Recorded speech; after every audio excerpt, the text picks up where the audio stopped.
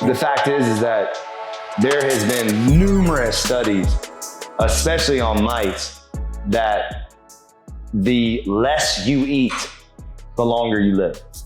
Like, it's a fact that eating, it takes a toll on our body. The digestive process takes a toll on our bodies. What about needing all the protein to build the muscle? Well, again, it's like, I think, so where I come to it, and this is why for me, I don't like to give nutrition advice, because I truly believe that us as individuals have to find our path that works for us. Yeah. Every single one of us, like, and I'll give you a prime example.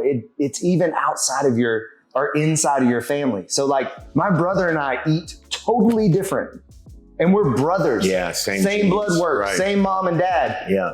And we eat totally different, and he looks fantastic. He's 3 years younger than me, looks amazing. And by the way, that's one of the things I wanted to add on this podcast. So when I first met you, and I always, and I hope you feel the same, but like, there's always a moment where you meet people that it's like, you instantly know that you're going to be boys or you're going to be friends. Right. And it's like, as soon as you open your mouth and I was like, oh, I love this guy. And then what's funny is I went to your Instagram like immediately. Right. And I'm like scrolling down it, and I get to this picture of your family. Yeah. And I remember I text you. I was like, how is it possible how good looking your family is? Like, he has like 12 people in this picture, and it's actually like everybody outdoes the next person next to him. Like, it just gets better and better and better. You have one of the best looking families I've ever seen in my life.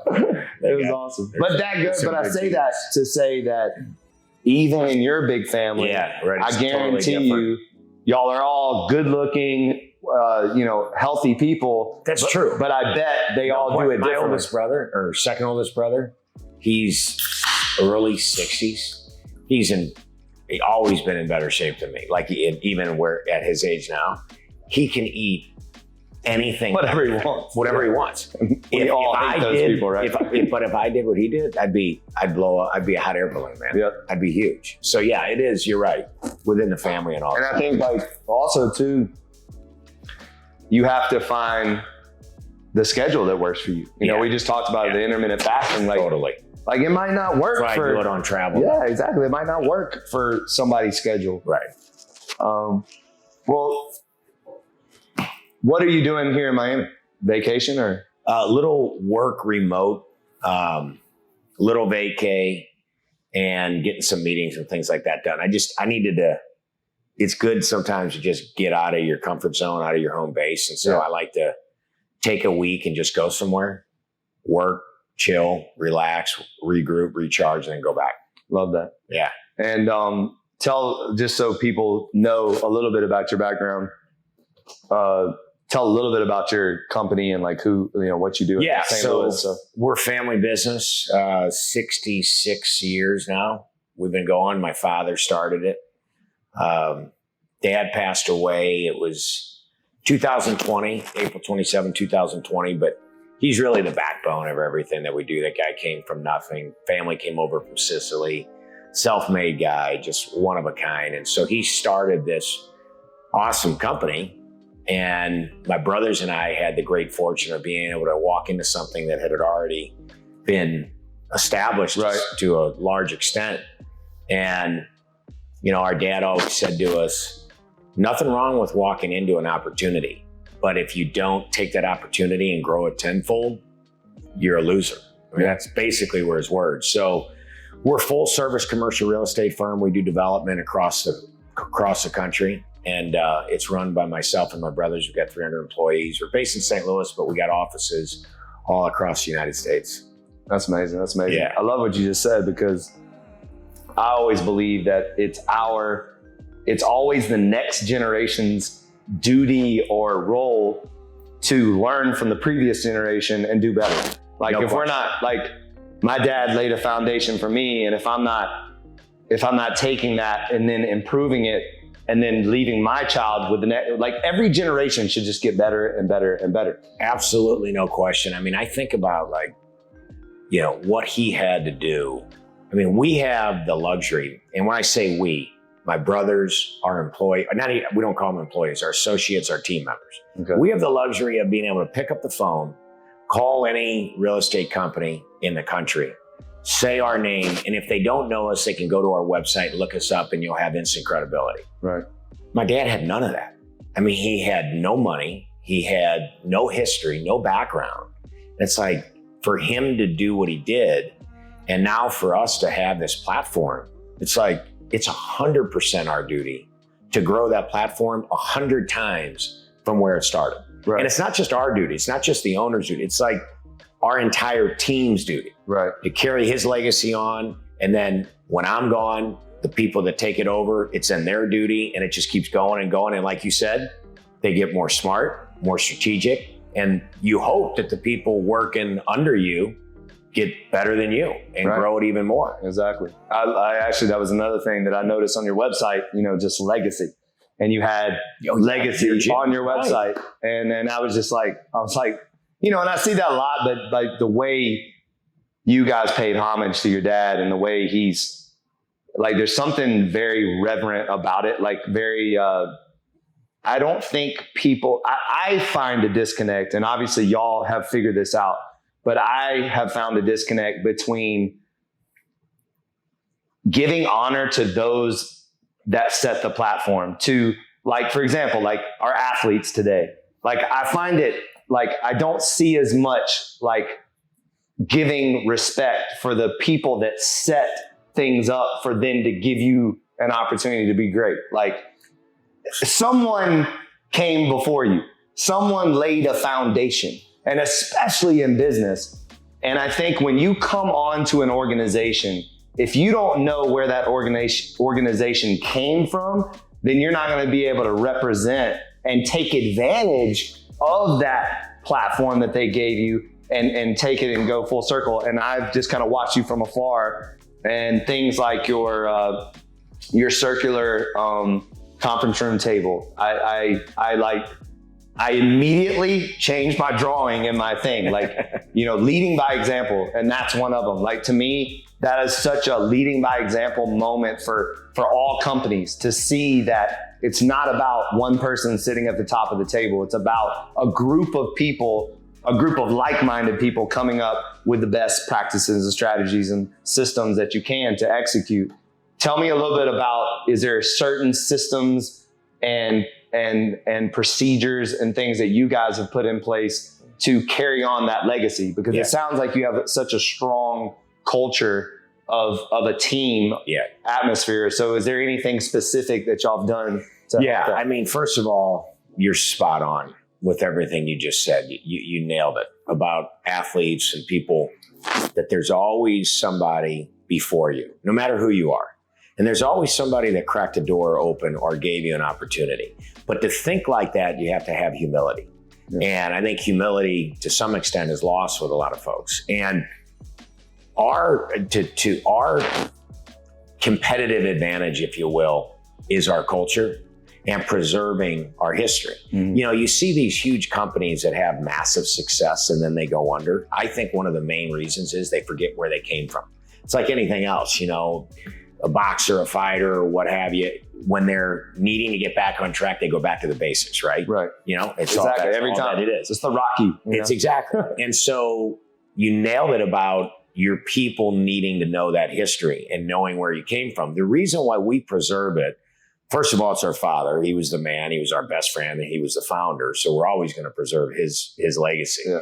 But it's good for business. It's good that the people that join your company know where you came from. And my brothers and I were sitting around, I think it was last year, and we're like, we were talking, and we meet every week, just the three of us. And I'm like, there's a lot of people in this office that never met Dad. It just kind of dawned on me, like, because we had so many new hires. Yeah. And we started talking. We're like, man, we cannot have people not know who he was. So we implemented this orientation deal where they come in, they do the typical orientation stuff, but then they see a video of my father receiving this award when he was about 89 years old. And in 5 minutes, he describes his entire life. He says what his grandma said to him about the United States, how he called it the old country, that in Italy, if if you're born poor, you die poor. But in the United States, if you get an education and you work hard, you can be and do whatever you want to be. Love and he that. says that in his speech. Yeah, and that's amazing. He honors my mom.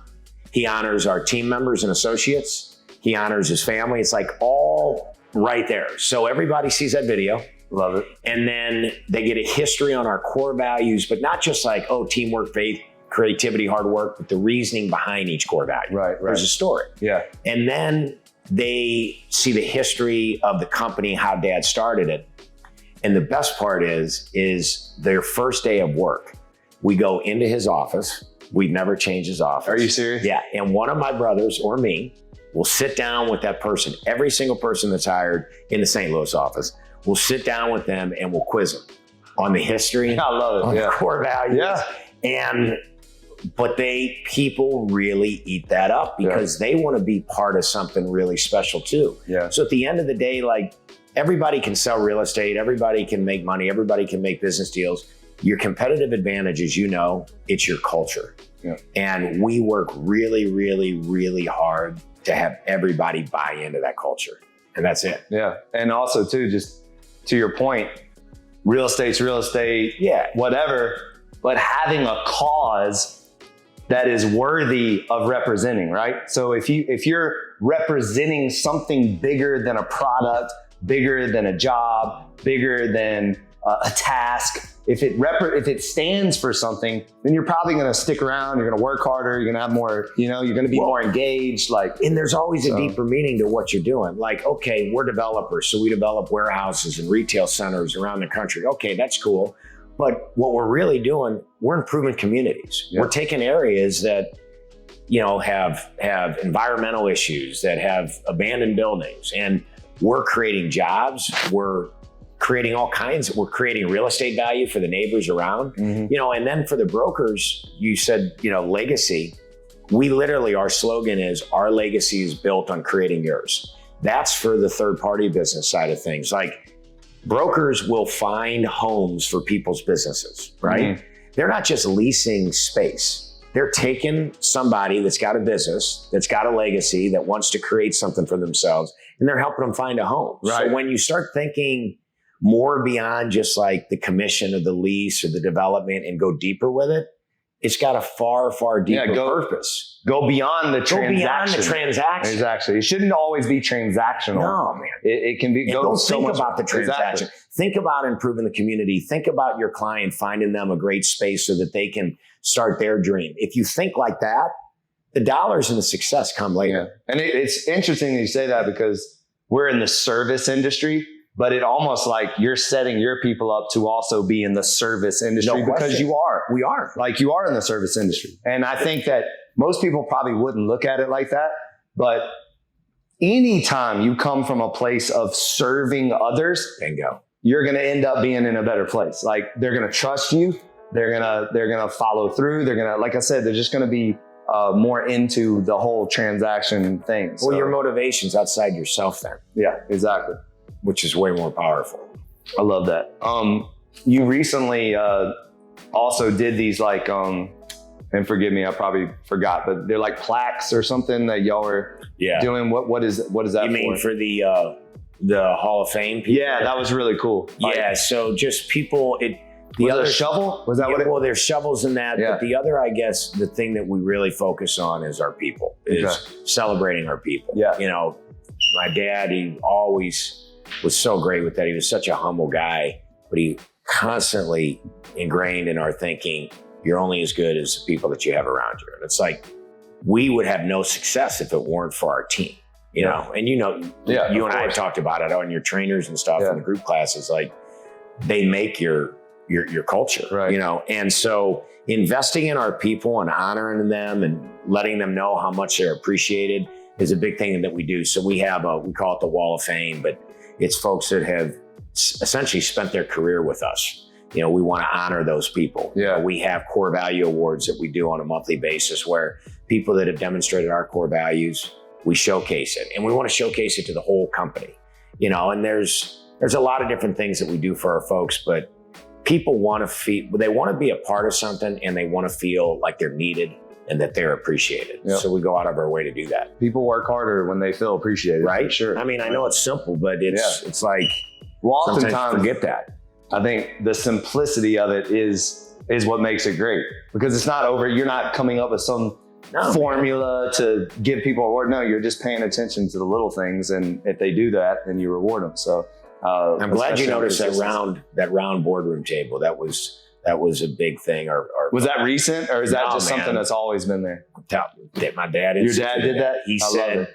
"There's no head, and we're not going to have a head here. Yeah. We're all a team, and it's going to be a round table." And so I kid you not. You can ask my architect. So I called my architect because we're designing a new headquarters. Yeah. And I called him and I said, we're redesigning the conference room. And he's like, what do you mean? I said, we're going to make it circular instead of, and I go, and I want to, and then this is, and let me tell you something, this is the power of what you're doing, is because you posted that and talked about it. I saw it, I implemented it. And guess what? My architect also implemented it in his office. That's so cool. So, let's talk about that. Like, I think a lot of times we go through life thinking that we're only influencing the people that are maybe within the reach, but we live in a world now where we can actually influence the whole world. And I don't know if have you, cause I think our connection too was during kind of the pandemic time. Yeah, it was. And we really fed off each other, from a standpoint of just kind of standing on freedom and faith and things like that. I mean, have you had any recent moments where maybe because you post a lot of good stuff, and I know you don't have a huge following on Instagram, but I guarantee you've had some moments where it probably surprised you, because it does to me even, and like where someone will reach out and say that you did something to help them. Have you had anything like that happen? Yeah, recently? I have. And you're right. I mean, the world is so small now, and it's just the reason why, because I don't care about my following, whether it's big or small, because you're impacting one person. Exactly. All it takes is one. It's all it takes is one. And the reason why I do those posts too is because I've been impacted by other people when they've posted things. You know, yourself, my buddy Pedro's, my buddy John Chaplak, heck, even big old Michael Hearn. All those guys, like, they have influence, and you'll just see one thing and it hits home to you.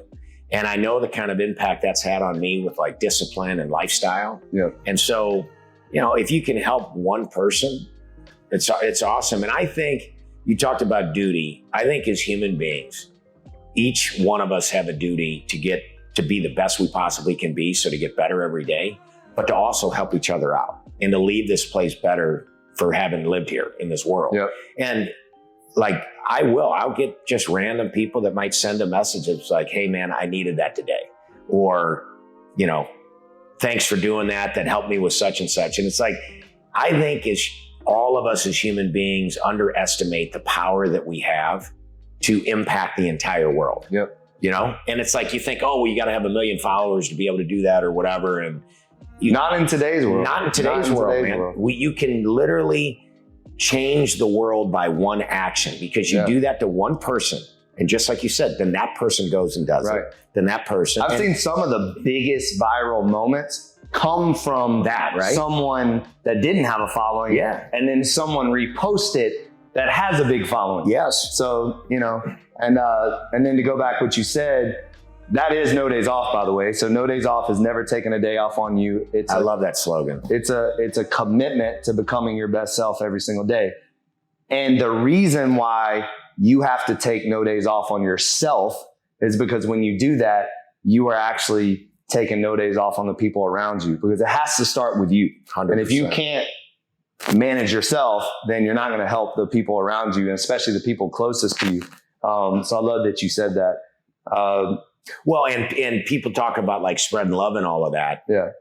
You're spreading love in the world when you're taking care of yourself too. Yep. When you're taking care of yourself, treating yourself right, putting the right stuff in your system, that's actually spreading positivity all around you. 100%. Because people see that, people notice that. You're leading by example. You're setting a standard of excellence too. That's another thing too. Like what I've kind of, and again, I'm not saying this is universal or anything, but there's a disconnect for some reason about, we celebrate the laziness, the mediocrity, and we're not celebrating the person that actually is is being disciplined. The person that like, it's a very weird situation. And again, not everybody, but maybe the public, you know, it seems like that. So lately. Well, yeah, because I mean, like society, you know, makes you think that, you know, happiness is, which is great, but you know, sitting on the beach with a coconut drink, you know, they don't think of it as getting up at, you know, 4 or 5 a.m. and having a killer workout and enjoying your day. Both are great. I'm not like one way or the other. It's both. It's literally both. But society hasn't embraced that other as a way to, you know, have some fulfillment. Yeah. So you look better than you ever have. That's good. And because you see me in because I've seen you out of shape. I've seen you getting there, and then I would say you've seen me swollen too. Yeah. Like not in a good way. No, exactly. What do you think? Why are you all dialed in right now? What's the biggest changes you made in terms of your daily commitment to being the best self? Yeah. I'll tell you what got me on a really good track is that damn 75 Hard program. Okay. All right. That, you know, Andy Frisella. Yeah, of course. First one. They're all based in St. Louis. Great guys, good buddies. But that program, you know, everybody needs to have a program that works for them. But it dialed me in because you got to do 2 workouts a day. And one of them needs to be outside. And no cheat meals and no booze. And it's for 75 days. So now I do that every year. Yeah. But what it is, it's like a reset. But a lot of that's become habit now. So back at home, I do that outdoor workout 5 times a week. It's a 45-minute walk. It's nothing. Okay. But I get my workout in the morning. But doing that outdoor walk outside every day, regardless of the weather, 5 days a week is for me, it's game changing. Yeah. And then, you know, like it's anything else, it's what you put in your body. Nutrition's kind of been but I think way better. I love the fact that and not as much booze. Yeah.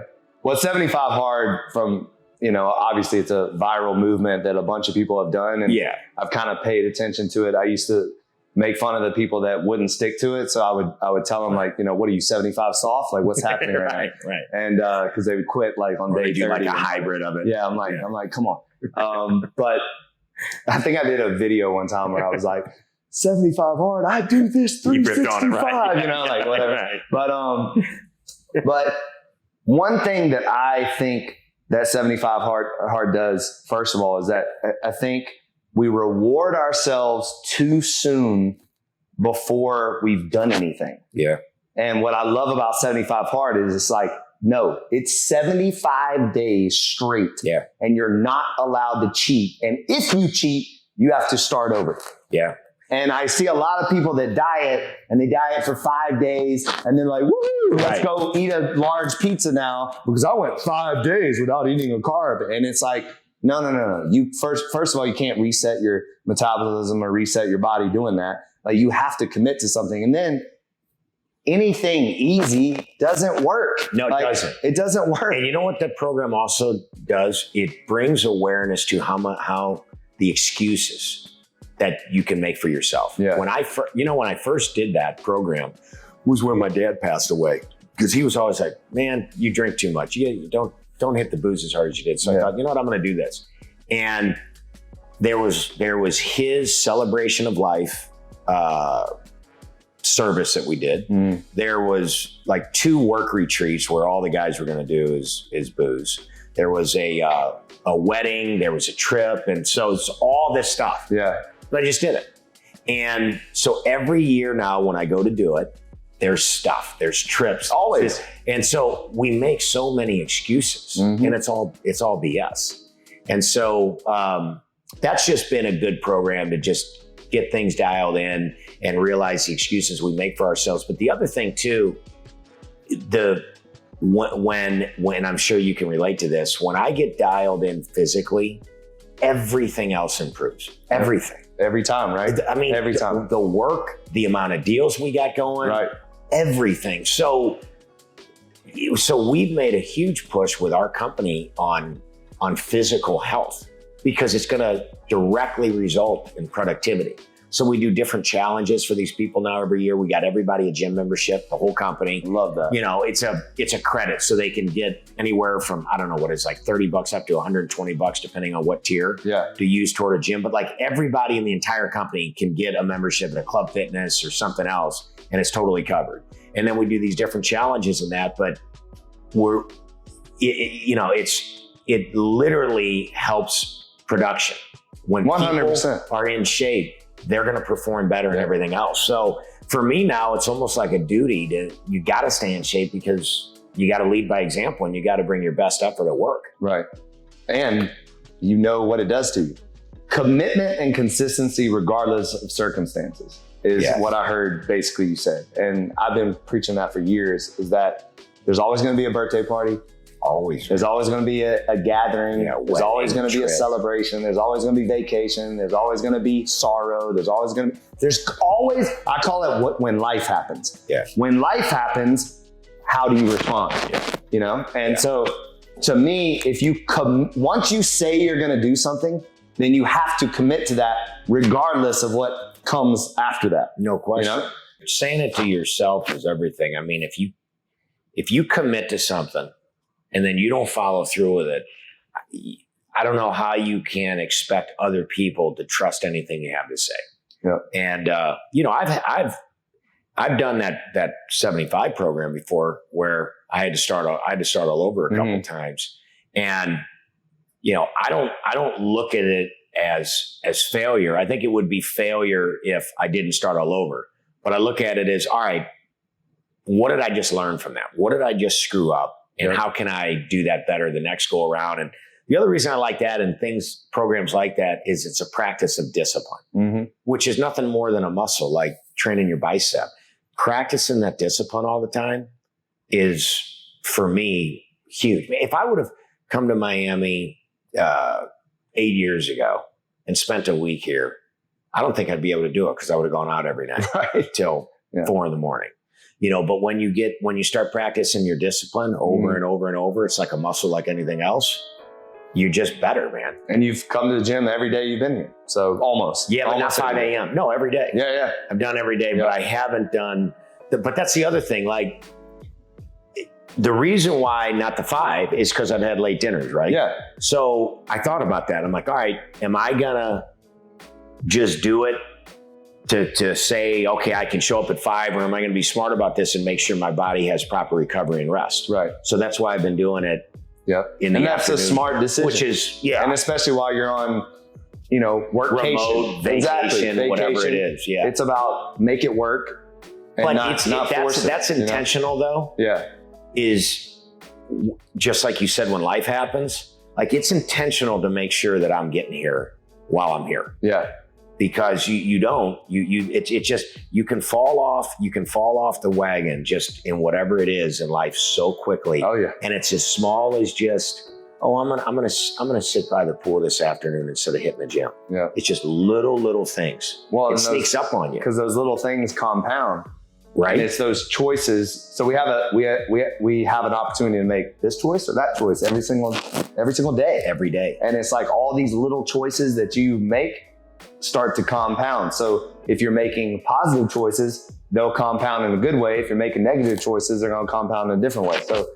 So yeah, I mean, you got to make the right choices, especially when you know what you want out of life, right? Like, you don't want to go back to St. Louis worse than you left. You want to go back better. 100%. You want to go back rested with a tan, and feeling good. Yeah. So, and the other thing you had asked, like, well, what are you doing now or whatever, it's different. And everybody always talks about, gratitude and be grateful and all that. Yeah. The first thing when I wake up, and when I mean wake up, when my mind is like aware that I'm awake. Okay. So my eyes open, I'm like, okay, where am I? I'm in this. All right, I know where I am. Right then, as I think of what I'm thankful for. So before phone, before I'm getting up and getting in the shower. So my mind is getting tuned to start the day being thankful. And I am telling you, it's been game changing for me. You're operating in a space of gratefulness. So, and I mean, gratitude. right when you start, and some of the things that pop up in my mind, like regardless of external circumstances, is like, damn, I woke up, I'm alive. Yep. Wow, my limbs work. I'm healthy. I get to have another day to get after it. And it just changes your entire mindset. And it's so different because I've tried to like writing it down, and that's cool, writing it down. But when it's almost like subconscious. It's like ingrained in your brain. The moment you wake up, it's the first thing you think about. And then I might later like write some things down on paper in a journal or whatever. But that's been huge for me. Well, we become the things we tell ourselves. And if people don't start paying attention to the voices in their head, and if you lie to yourself and say that you're not talking to yourself all day long, then there's something wrong with you. Then you're empty up there. Two voices. Yeah, exactly. But like, I'm constantly talking to myself, like constantly. And when I hear negative voices in my head, I'm always speaking life to myself back. That's great awareness. And you have to do that. Like you have to notice when you're doing it out loud. Like say you respond in a poor way to somebody, that you react instead of responding. I do it a ton. Then, like we're all guilty of it, If you don't correct that and be aware of that and then say it to yourself, and my wife definitely has helped me with that, because they're quick to remind you of like when you're not. Your reaction time. Yeah, my reaction or lack of patience or whatever. And, but what it's done for me though, is it's really made me be a lot more self-aware and then speak the correct way and so next time when it happens, that voice pops up in your head. Hey, here it is again. Now respond a different way. So I love the fact that you start your day like that. Like you speak to yourself in the third person. I don't do that. Yeah. I don't do that. I find that to be a little much. So you just have two voices. I just talk. I just self-talk. So it's not like I'm saying, Manning, do this, Manning, do that. I actually, though, now that I just said it out loud, I have said my name to myself before. Yeah. I have done that before. But it's more of just literally having, and I find it to be like kind of our fifth dimension is that you can have a conversation with yourself in your head without speaking. Like you 100%. Like you're talking to yourself by your thoughts. So your thoughts, you have, and it's also like, you're going to have different thoughts on different things. And so you got to work that out in your head before you respond. And what I would like to get better at, and what I'm working on daily, is thinking more before I respond, like waiting, like not being so quick to respond, or to react, I should say, like it's just thinking about it, mull over it, pros and cons, and then respond with the right, and again, if it's right, it's right. If it's wrong, it's wrong. But at least you thought about it. At least it didn't just fly out of your mouth, Well, that's great awareness though that you have to recognize that voice in your head that's negative sometimes, and combating it with a positive, because when you recognize that, which I've tried to do, it's unbelievable how much negativity subconsciously we will say to ourselves. And just everyone does it. It's amazing when you start to see it and recognize it. It's unbelievable. It's crazy. But then when you have the awareness of seeing it, it's almost like you're viewing it from a third person. You're just viewing that negative voice thing. You can combat it just like you're doing with positive thought. Yes, 100%. And then also too, what you read, what you listen to, what you surround yourself with, these kind of conversations. Like what kind of conversations are you having today? Are you having meaningful conversations? Are you having just like chatty conversations? Like, is there any depth to what you're talking with your friends about, your coworkers about? Or are you just kind of going through life talking about nonsense? Like I want to have these kind of conversations on a daily basis, because I know that it's going to make me grow as a human being. I mean, we're not spring chickens anymore. And it's like I want to start learning and then applying as much as possible right now. So that's actually one of the main reasons I did the podcast, is because every time I do it, I'm learning from my guests. And I'm seeing everybody's different perspectives, which I've always have found fascinating. I've always been one to like really at least try to understand another person's perspective. I might not agree but let's at least talk it out. And that was like probably one of the toughest things during the pandemic. And I'm sure you dealt with this too, is because I literally could not wrap my head around some people's perspective. And it almost forced me to have a greater sense of empathy than I've ever had in my life, because I could not wrap my head around why certain people were doing certain things during that time. And I know you felt the same way. Well, and the pandemic for me, one of the big takeaways for me with the pandemic was like, you got to keep your circle tight, and you got to surround yourself with people that think how you think. That doesn't mean you don't have people with different perspectives, but I mean from a positive standpoint, that aren't thinking and acting in fear, that, you know, are being courageous in their daily actions. You know, and courage doesn't mean just, you know, running into a burning building and saving lives. I mean, you can do acts of courage every day. And so what the pandemic showed me is that there are people out there that you're not going to change their perspective, right? No matter what. Right. And so that's all right. That's their road to walk, and my road is my road to walk. But if I'm going to walk my road, I want to be around people that motivate me, that inspire me, and that have the same kind of principles. So I kind of just like wash my hands of it. But at first, I was talked about trying to take on the whole world. Like, what are you thinking? And, you know, and first of all, who am I to judge? Right. Who am I to say I'm right, they're wrong? But if I'm going to walk my road, I want to do it with people that motivate me. And some of the people during that pandemic, the way they were thinking didn't motivate me worth a damn. Yeah. A lot. And I don't want to be around that. Yeah. So, you know, your circle is everything. You said, you know, having the conversations that you have on a daily basis, that they're positive. Like, you know, I can think of, you know, 5 to 8 people that if I had to choose to talk to on a daily basis, that would be it. Yeah. You know? Well, I mean, maybe talk about that a little bit of how, and this has happened to me. And again, if it, just tell me if it's similar for you, is like the older I get, the smaller my circle gets. No question. The more successful I get, the smaller my circle gets. And when I say my circle, I mean like intimate circle, you know, text, phone calls, whatever. Not necessarily the size, because you're obviously a growing business. You're expanding in terms of reach and employees and things like that. But at the same time, simultaneously in your private life, you're shrinking. Talk about why you think that happens a little bit. Oh, it's 100% happened to me. It happens like daily. And I think that you outgrow certain relationships, and it's not knocking those relationships. I think that people come into your life, we come into each other's lives to learn. Right. And then you've taken what you had, and then you move on. And so as I get older, I think my goals get bigger. The type of person I want to be and the type of life I want to live becomes even a higher demand. Yeah. And so as the standards keep going up. So the people that you're going to surround yourself with become less and less unless they have those same kind of standards. Yeah. And it's just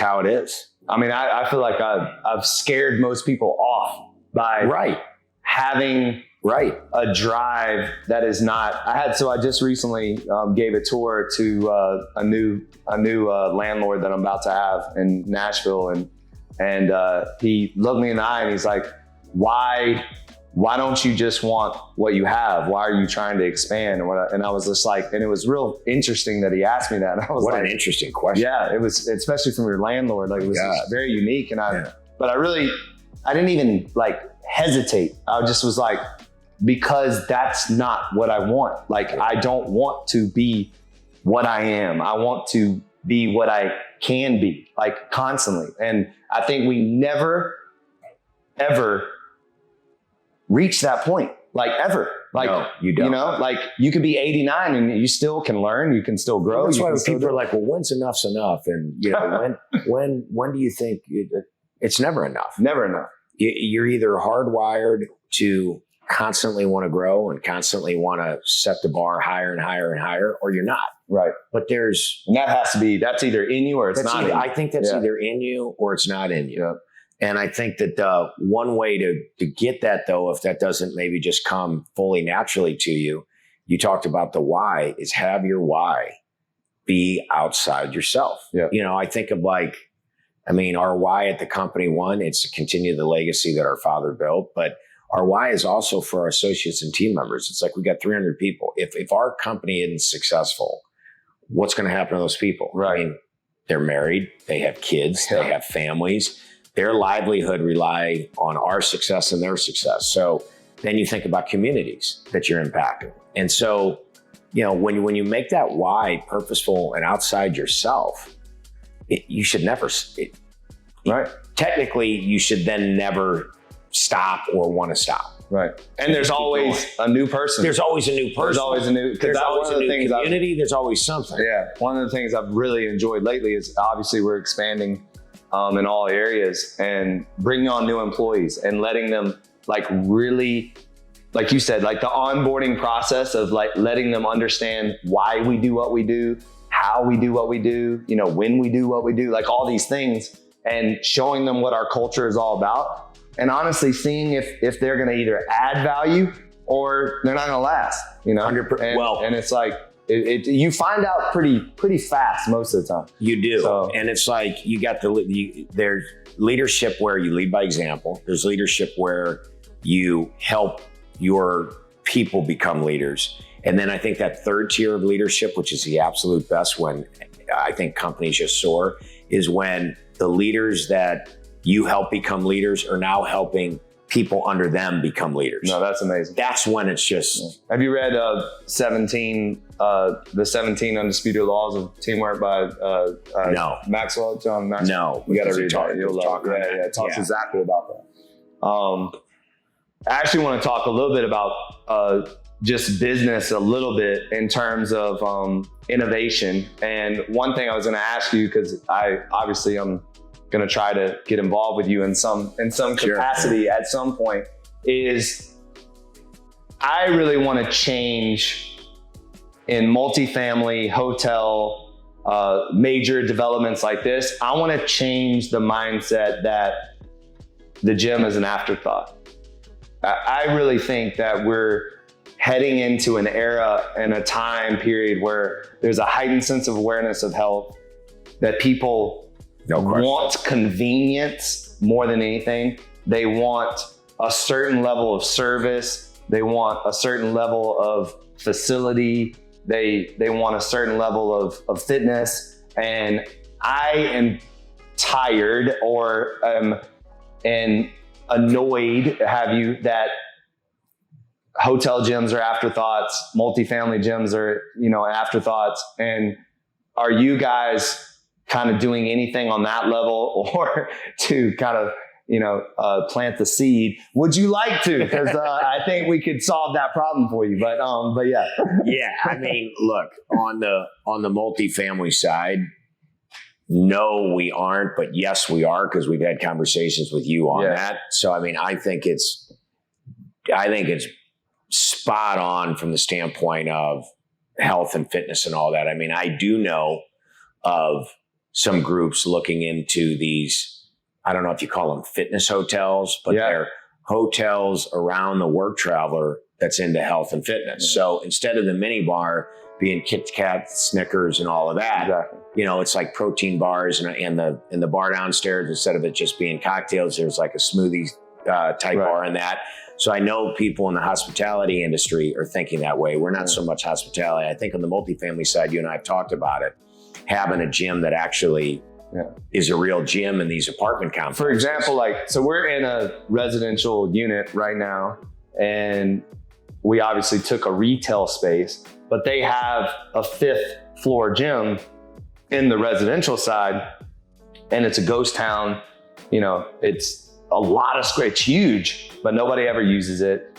And one of the main reasons is because there's no guidance, there's no atmosphere, there's no energy, there's no amenities, things like that. And so for me, what if we got at the ground level, so before they even broke ground, before they even did architectural drawings, and we make this the amenity of the entire building? So now it's you're not renting out a retail space and having a gym that nobody uses. Like now you're combining forces. Yeah, it's a true attraction. Yeah. And I mean, what you're doing there is you're just thinking of differentiators and how to essentially separate yourself from the rest of essentially society on what's going on. Right. And for our business, I mean, look, we develop warehouses and we develop retail centers. You just did a huge warehouse, right?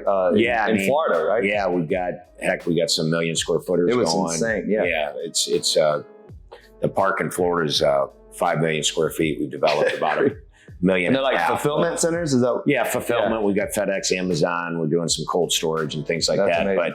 But, from our standpoint, in terms of innovation with a development, for instance, it's thinking about, where you can go. Like that site that was in Port St. Lucie, everybody was like, Port St. Lucie, the heck are you going to do warehouse there for? Don't you want to be in Miami and this and that? But when you start really looking at things from a different perspective and you look at Port St. Lucie in terms of how much population within a 2-hour radius you can hit being in Port St. Lucie, you look at the cost of wages for people there versus in Miami, right, for labor, for these big 1 million square foot warehouses, the cost of labor is really important to them. You look at, the rooftops, what they cost. You saw that all of the majority of the workers in Port St. Lucie are driving an hour and 2 hours south for their work. How much better would it be if they could work right there in their backyard? So there's all these different dynamics. And then land is cheaper. And everything else. But, at the time when we got that site, people are like, Port St., what are you doing? Right. But when you put it all together, it actually works out. And, in our business, like industrial right now is a hot topic. Multifamily is a hot topic. But our father was great with this and always taught us this. It's a thinking man's game. You've got to be thinking 3 years, 5 years ahead. Always. And trying to literally be a fortune teller of, okay, where is industrial warehousing going? Where are the retail centers going? Like when we owned our retail shopping centers, we saw what was happening with e-commerce and people were going online, doing a lot of shopping and everything else. That made us pivot and get into that industrial game. We did that almost 10 years ago. Okay. And so it's always looking to the future on where the next trend is going to be. And what you're talking about is essentially starting a new trend. Yeah, for sure. 100%. But at the end of the day, it's a lot of common sense. Yeah. And it just takes thinking and like what you're talking about, to me, makes all the sense in the world, but nobody's done it. Well, I think, and the reason why are sometimes the simplest. And don't you think too, the reason why is because most developers are only thinking about the bottom line. And then also too, people get into these plug and play. This is how we do things. This is what it costs. Then this, and that's it. And then they just do the next one and do the next one and do the next one. And I believe that you have to, instead of trying to compete, instead of trying to be the best at something, I think it's very important to invent something, create something, and own it, and be the best at the only person doing it. You're spot on. And what you said is exactly why new ideas sometimes don't happen. It's plug and play. They're successful. You're checking the boxes. I call it in my calendar, and I'm glad we're having this discussion because I haven't done it in about a month. I call it the next big thing. It's a category in my calendar, and I like to put an hour a week, just 1 hour, where all I do is think about the next big thing. Love it. It's an idea session. Yeah. It might be on a Saturday morning with a cup of coffee with a notepad. Right. Okay. But what you're talking about is exactly it. And you just have to pause, step back and be like, all right, now hold on. Now what's that next big thing idea that I need to work on? And I'll give you something to think about. One way you can start that is by identifying the biggest problem. Exactly, 100%. Because when you identify a problem, it needs a solution. And so to me, like, we have a problem in the United States. We are the fattest country in the world by far. It is disgusting how, and I don't mean that like derogatory, it's disgusting. That's the truth, though. The fact that we have so many resources and we all know what to do, but no one is being intentional in setting up a world or a United States that actually is really helping people. And I think we saw that during the pandemic. How'd you come to that idea? Like, do you set aside time during your week to think about stuff like that? Like, so for me, I wake up every single morning at 4:00. And so I have a good solid 2 to almost 3 hours where it's just thinking, working out, cold plunge, sauna, thinking, reading, whatever it may be, like that morning time where nobody else is up. Isn't it the best? And it's the best. And but I will say it's a gift and a curse. My mind never stops really. Like it's like always thinking and trying to solve problems and do things and be the next big thing, like you said. So for me, it's always been, I wake up, it's funny that you said, because I need to practice this. I love that you said you wake up with gratitude and you wake up. I kind of wake up in a panic. Yeah. Right. Like I'm not doing enough. Right. So, and I got to stop that. It's been happening for, last, probably my whole life. And, I wake up with like the need to do more. I think it drives me, obviously, but I think I need to channel it in a healthier way, obviously. You'll do more if you give yourself a minute to just sit, to be thankful, heck, even meditate 10 minutes, because you'll be more intentional. Because exactly. The reason why I say that, I'm like you are. Yeah. I mean, I actually have a guy that I work with. He's unbelievable. Mark Devine, Commander, Navy SEAL. The guy is brilliant with his thinking and just this box breathing in the morning. I love box, yeah. No thinking at all. Right. And you tap into, you mentioned 10 minutes ago about that higher consciousness. Mm-hmm. You really tap into that. It's beyond your thinking brain. And you tap into this higher consciousness. It's almost just like a place of peace and silence. And man, when you can tap into that, you cannot be stopped. For me, it's been the cold plunge for me because it forces you. So I have a hard time sitting still. So it forces me to sit still because you ain't moving around in 36 degrees. Yeah. It forces me to box breathe because if you don't, you'll panic breathe and you're not allowed to. And then you talk about conversations. Boy, you are having some intense conversations in there with yourself. And then the sauna, the same thing. But both of those that's are your time then to be. Yeah, both of those are tremendous. Because no phone, no nothing.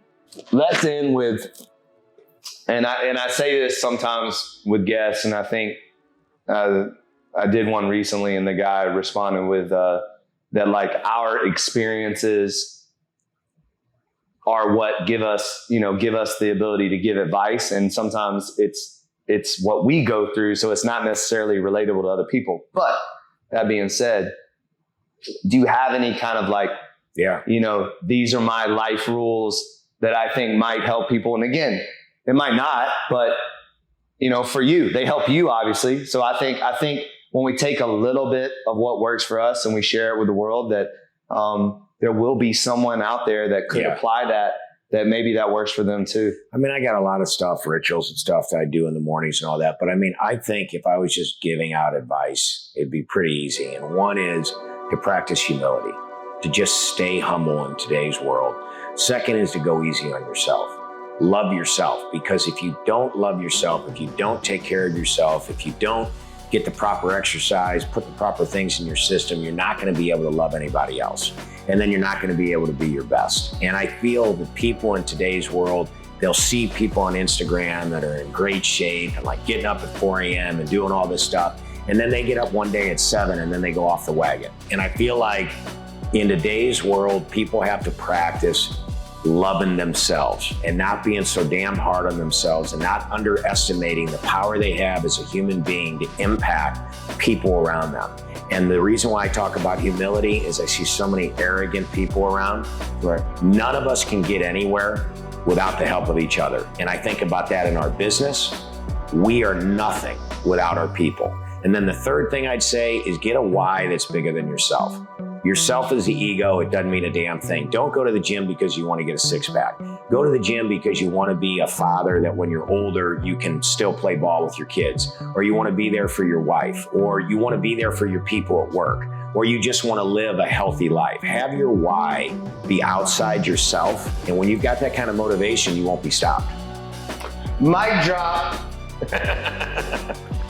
Mic drop. That was awesome. Good stuff. That's the way to end the podcast right there.